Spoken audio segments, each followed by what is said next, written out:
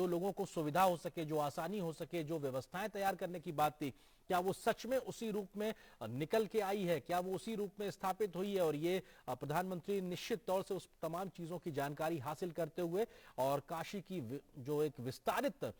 जो दिव्यता भव्यता है वो साफ तौर पे दिखाई पड़ रही है। और प्रधानमंत्री इस वक्त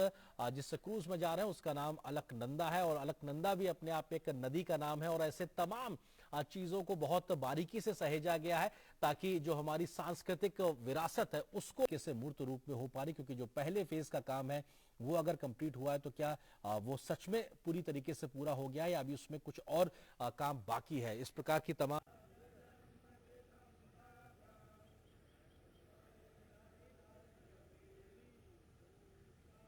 और अपने आप में प्रधानमंत्री के साथ में उत्तर प्रदेश के उसको कहीं ना कहीं सहेजा जाए, संरक्षित रखा जाए, उस भावना से जरा सा भी तनिक सा भी छेड़छाड़ नहीं, तो निश्चित तौर से इस प्रकार की जो इस भावना के साथ में आगे बढ़ते हुए विकास की एक नई लकीर खींची जा रही है, उसको जमीन पे उतारने के लिए आज का दिन ऐतिहासिक, आज का दिन बड़ा है, बेहद महत्वपूर्ण है। और ये खिड़किया घाट वाराणसी की तस्वीरें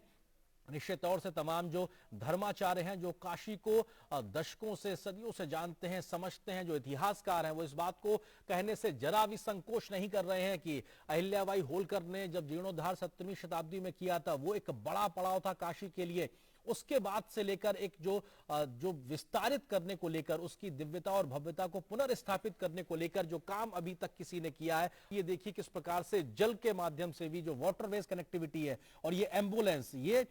वाटर एम्बुलेंस, ये प्रधानमंत्री के माध्यम से ये शुरू किया गया था। और ये इसलिए भी बहुत महत्वपूर्ण है क्योंकि हम जानते हैं कि वाराणसी, काशी की अगर बात की जाए तो बहुत सी तंग गलियां हैं, बहुत संकुचित गलियां हैं, छोटी गलियां हैं। अगर कोई आकस्मिक स्थिति आती है किसी व्यक्ति के लिए, कोई मेडिकल इमरजेंसी होती है, तो उन गलियों के माध्यम से मुख्य सड़क और सड़क के माध्यम से अस्पताल तक पहुंचना बड़ा मुश्किल होता है। लेकिन बावजूद उसके इस प्रकार की व्यवस्था की गई कि अगर कोई व्यक्ति इस प्रकार से स्थिति में है तो वो वाटर एम्बुलेंस के माध्यम से अस्पताल तक पहुंच सकता है। ये सोच भी बताता है कि किस प्रकार की एक सोच है, विजन है, दूरगामी विजन है कि हर वो व्यवस्था यहां पे लाके रखी जाए जिसके माध्यम से हर एक काशीवासी को उसकी हर एक मुमकिन चीज मिल सके। जब मेडिकल इमरजेंसी होती है तो एक एक मिनट भारी होता है, एक एक सेकंड भारी होता है, और ऐसे में वाटर एम्बुलेंस की व्यवस्था को वहां पे लागू कर देना ये बताता है किस प्रकार की सोच के साथ में प्रधानमंत्री वहां जमीन पे काम कर रहे हैं। वाटरवेज, एयरवेज,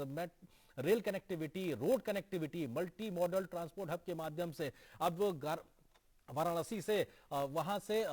व्यापार भी होता है जलमार्ग के माध्यम से, जो एक विरासत के तौर पे रहा था, जो पहचान कहीं खो गई थी। लेकिन मां गंगा के धाराओं के बीच से जो व्यापार कभी एक इतिहास की पन्नों में लिखा हुआ था, उसको फिर से स्थापित किया है प्रधानमंत्री मोदी ने। और मल्टी मॉडल ट्रांसपोर्ट हब को विकसित करने में जो उन्होंने काम किया है, अब जो पानी के जहाज हैं जिनसे माल ढुलाई होती है बड़ी संख्या में, वो भी अब वाराणसी में आके उतरते हैं। वहां से बनारस का जो सामान है वो अन्य अन्य जगहों पर, शहरों में, मुल्कों में जाता है पानी के इस जलमार्ग के माध्यम से, मां गंगा नदी के माध्यम से। और साथ ही साथ एयर कनेक्टिविटी से तो जुड़ा ही हुआ है, रेल कनेक्टिविटी से जुड़ा हुआ है, रोड कनेक्टिविटी को भी और बेहतर किया गया है। तो ये बताता है किस प्रकार की सोच के साथ में विश्व स्तर की सुविधाओं को, जो काशी से क्वेटो तक की जो बात थी, जापान की एक अपने आप में बड़ी एक शहर क्वेटो जिसके का दौरा भी प्रधानमंत्री ने किया था, उसकी तर्ज पर विकसित करने की जो बात थी, हमने देखा था वो तस्वीरें भी जब जापान के उस वक्त के प्रधानमंत्री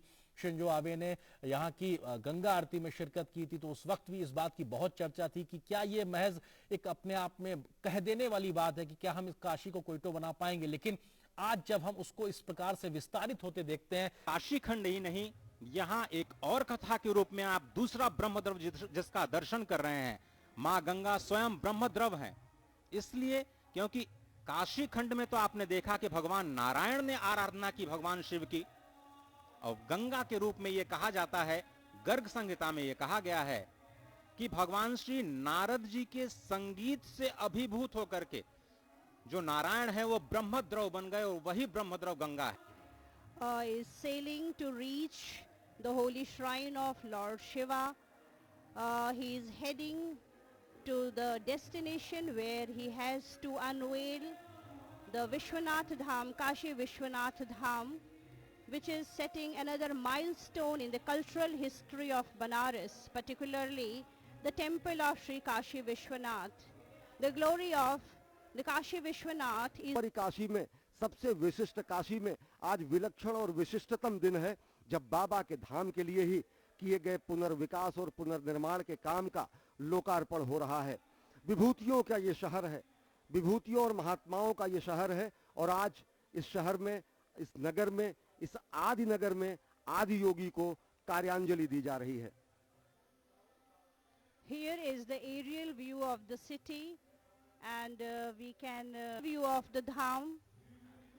The grandeur, the magnificence is visible. You can also see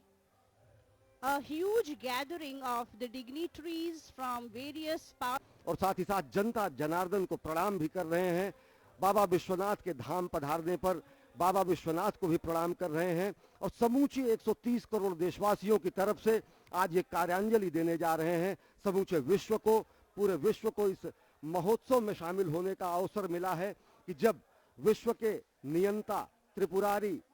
भगवान शंकर, भगवान जो कि यहाँ पर माता अन्नपूर्णा के साथ साक्षात विद्यमान है, जो कि विशिष्ट ज्योतिर्लिंगों में से एक है, उनके दिव्य धाम का, नव्य धाम का लोक राजघाट से ललिता घाट, तमाम ऐसे घाट हैं जिनका पुनरुद्धार किया गया है, पुनर्निर्माण किया गया है, उनको संरक्षित करने का एक प्रयास किया गया है। और इस काशी में तो कहते हैं कि आप एक छोटा सा कार्य करते हैं तो उसका जो फल है वो करोड़ों गुना हो जाता है। आप देखिए कि इन सांस्कृतिक धरोहरों को फिर से सहेजने का कार्य जो मौजूदा सरकार ने किया है, करीब 800 करोड़ रुपए की लागत से इस विश्वनाथ धाम के पुनर्निर्माण का जो कार्य किया गया है, उसका अक्षय पुण्य 135 करोड़ भारतीयों के हिस्से में ही जाता है। और हमेशा से देखा गया है कि प्रधानमंत्री कभी भी निर्माण का यश लेते नहीं,